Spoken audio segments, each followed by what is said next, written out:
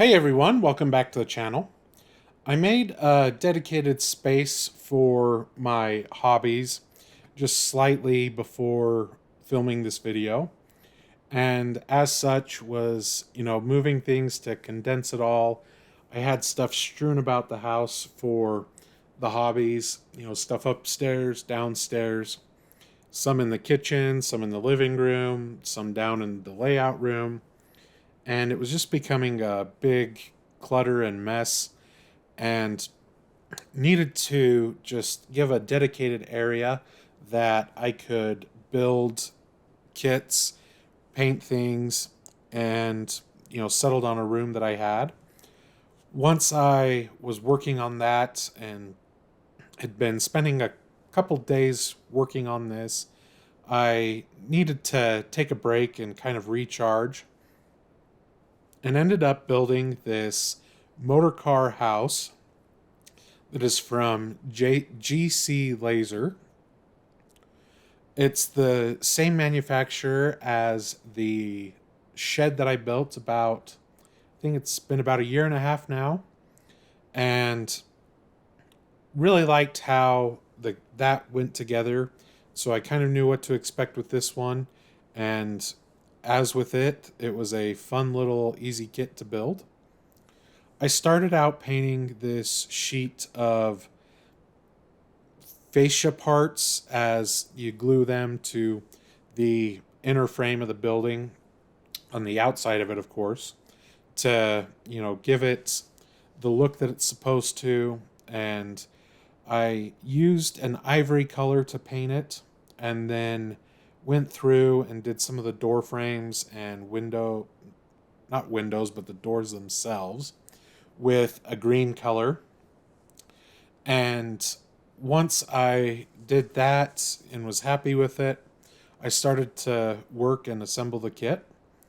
To start out, I cut out the ends of the building, and you put the windowsills into those as well.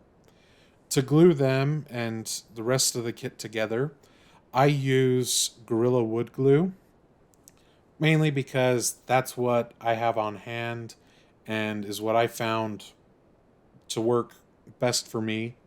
Really, it just says to use any yellow glue in the instructions.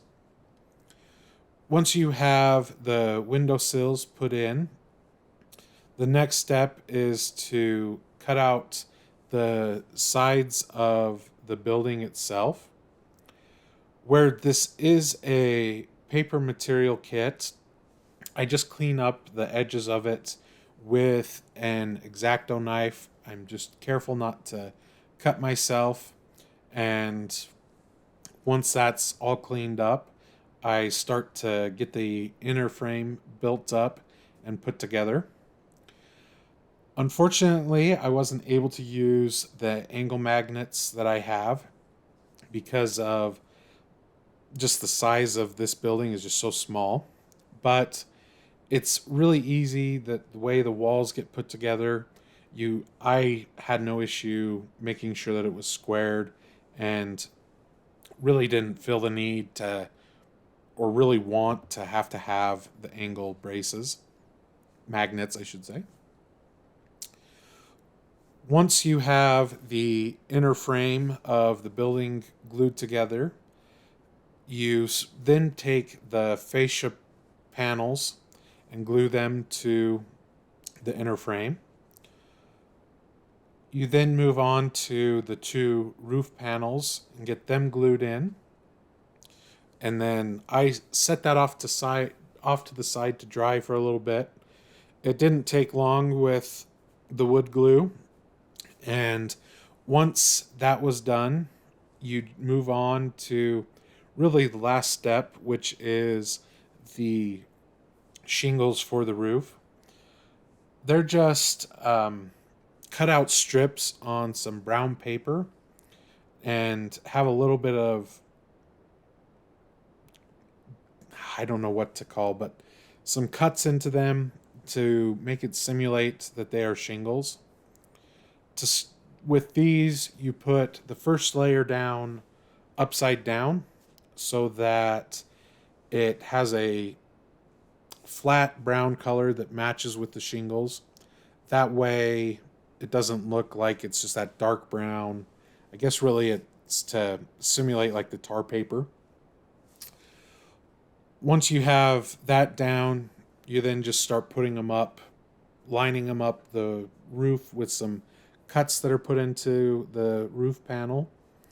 And you offset it just a little bit so that it gives a staggered look to the shingles and it looks how it would in real life. For me, I found it easiest to go up about 4 or 5 strips of paper, then cut off the edge from the roof and just keep repeating that process until things were done. And since I did it with the shed and I knew that it would look good, I took some of the Vallejo rust colors that I have and just painted a few of the shingles here and there to give it a little variation look to it, and it just wasn't a uniform brown. And I think that it turned out really good, and I'm happy with how the building turned out. To finish the video on it, I took it over to the layout and give a view of what it looks like in an area that is a little bit scenic and a place where it would be at on a layout. It isn't its permanent home, but I just kind of put it in a spot that it looked good, that would, give the view of what it would be. And as I normally do, I finished the video with a run-by of a train. I hope that you'll find this video interesting. I thank you all for watching and subscribing to the channel. I appreciate it very much, and I'll see everybody in the next video.